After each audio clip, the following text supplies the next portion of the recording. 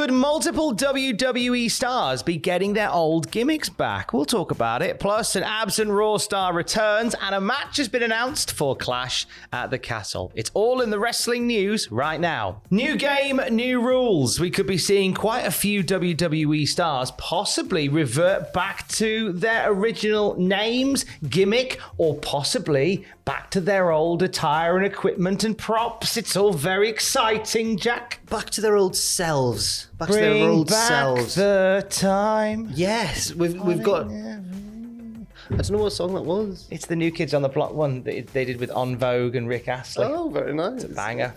There's 3 potential WWE superstars who could be candidates for what Tom's just explained, basically. We'll start with Dewdrop, who was talking to Inside the Ropes about whether she'll become Piper Niven once again.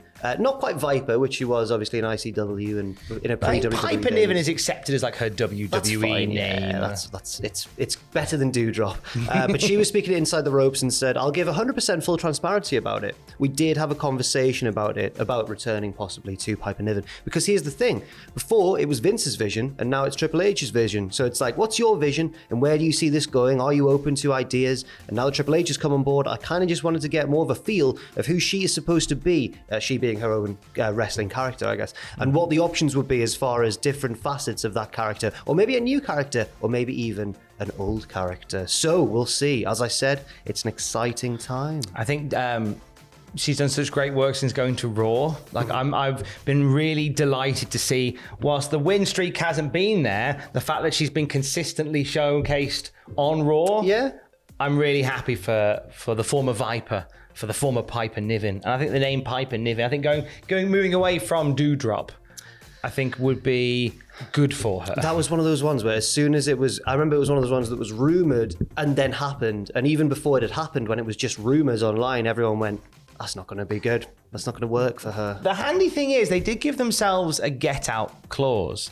When I was putting the news podcast together this morning, which goes out every morning on the podcast feed, I had a little clip of Eva Marie revealing her protege, and just as she was about to say Piper Niven, Eva cuts her off and goes, Dewdrop, your name's Dewdrop. It was an enforced nickname, yeah. They have a similar get out clause with Pete Dunne. So when he was introduced by Sheamus and Ridge Holland, they said, you'll know him by another name, but we know him as our mate Butch. Yeah. Butch maybe not for long, potentially. No, he shared an old photo of himself and Ridge Holland attacking Oney Lorcan and Danny Burch back on NXT, and this has led to speculation that Butch is going to return to that gimmick back then, the Bruiserweight Pete Dunne, which again, I think is, well, first of all, I think would be a good idea, but also I think this one's especially likely because, as we all know, Pete Dunne is Triple H's special guy. He loves Pete Dunne.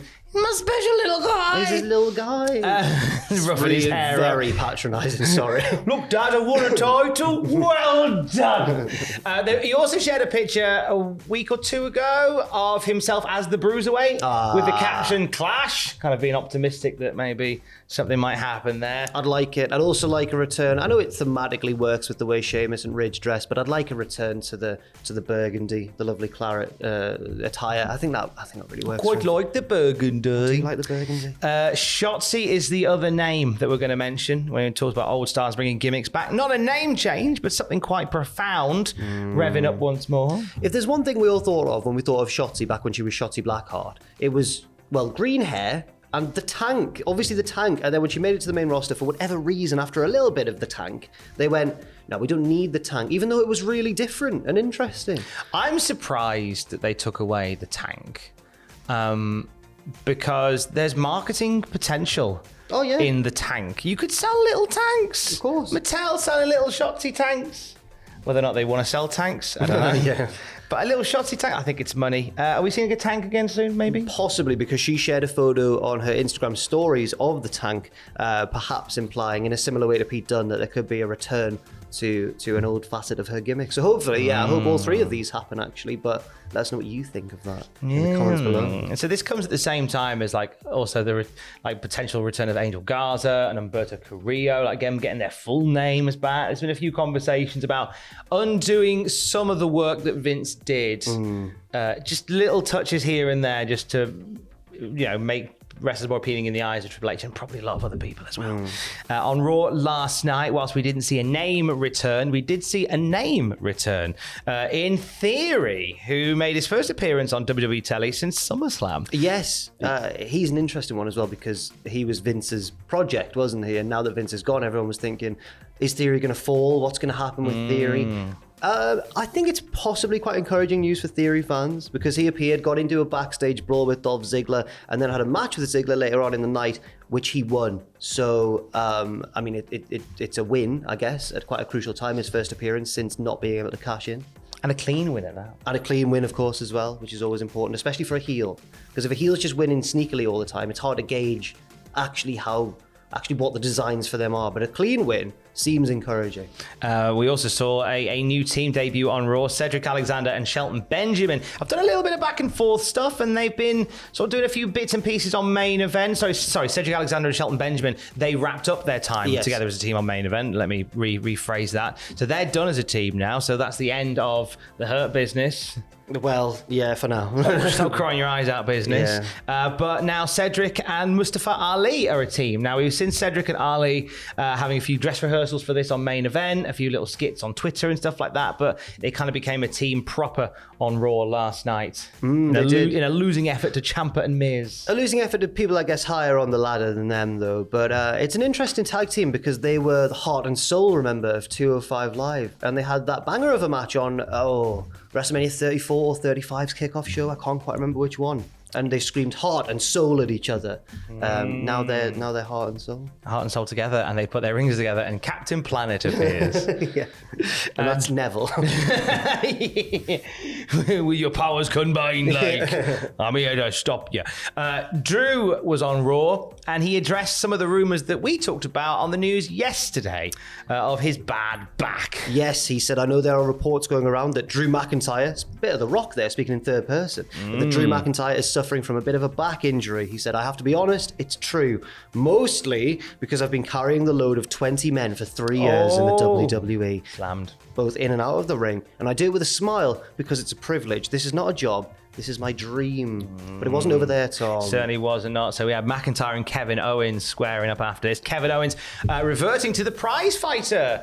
First time he's referred to himself as a prize fighter in a long time. And these two have a fabulous war of words on the mic. Yes. A lot of passion, and it's, you know what, a big part of this, I do believe a big part of this is them being kind of given a bit more freedom to express. Maybe it's bullet points rather helps. than a script. Yeah. It certainly feels that way. I don't believe that in a Vince McMahon controlled promo from Drew, he would have referenced the fact that people have been talking about his injury. No, yeah. I think he would have been told to, if anything, Vince would have gone, go out there and lift 300 pounds on your back. Yeah. Just to prove, but don't reference why you're doing it. But no, they had a banger of a promo battle, led to an in-ring battle, started when Kevin Owens said, we're wrestlers in a wrestling ring, so let's wrestle. Yes. And, it was Drew who said that. It was Drew that said that, yeah. So he fired back at Owens after Owens threw some barbs at him. Right. You know, McIntyre with all the energy that he gave Joseph Connors in that WCPW You're Effed promo.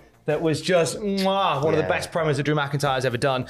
We're wrestlers in a wrestling ring, so let's wrestle. And they did, and they had a fun time. They had a fun time. I'm excited to see where this goes going forwards. Not only for Drew, who's obviously quite high up on the card at the minute, but also Kevin Owens. I'm really excited to see him.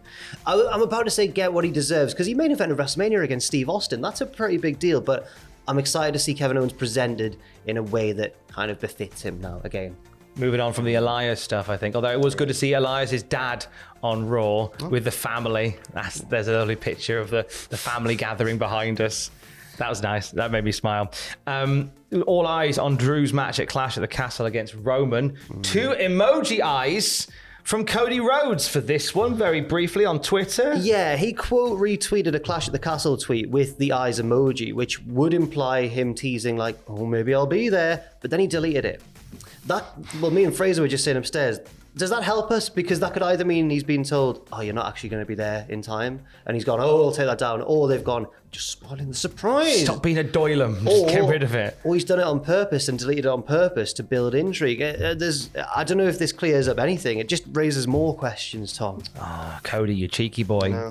We did have a match announced for Clash at the Castle on Raw last night. Riddle, with a clean bill of health, is going to face Seth freaking Rollins one-on-one. Yes. Cardiff are going to eat that up, aren't they? I was going to say, initially, I was like, oh, because it's another rematch, but at the same time... No, it's not, though, because we didn't get the match at SummerSlam. We never did get the match at SummerSlam. So it's a match. But we had a pre-match at SummerSlam. Right. A match. But I think that I was like, oh, it's the same feud continuing. But then I realized what I think you were about to say there, which is in that atmosphere, two excellent wrestlers going at it, I think it'll pay off. I think it'll be good. They'll have a lovely time. Already confirmed as well for Clash of the Castle, Bianca Belair, Asuka and Alexa Bliss versus Bayley, Sky and Kai. We'll see Sky and Kai face Asuka and Alexa Bliss in the women's tag team title tournament next week. And the warm-up to that, Liv Morgan and Shayna Baszler fight for the SmackDown women's title, and Roman and Drew for the undisputed WWE Universal title. I am so excited for Clash at the Castle. We will be there. I think we will be there as a presence. Cultaholic as well, yes, indeed. Now, I think that I'm glad Triple H took the reins just before. He's been given just enough time, a couple of months, just to build to Clash at the Castle. And I think it could be a really good show. If you have any doubts about whether or not this Clash at the Castle is a Triple H production, check out the t-shirt they've just released to promote it. If that doesn't scream, the game is back in control. Metal. Time to play. Oh, manly. Let's get some angry metal Welsh bands to yes. play Wales the Beautiful at the start. Tom Jones, get him in. He's hardcore. There's no one more metal than Tom Jones. There's not. Or Stereophonics. Yeah, get them all together. WWE's favorite band, Stereophonics.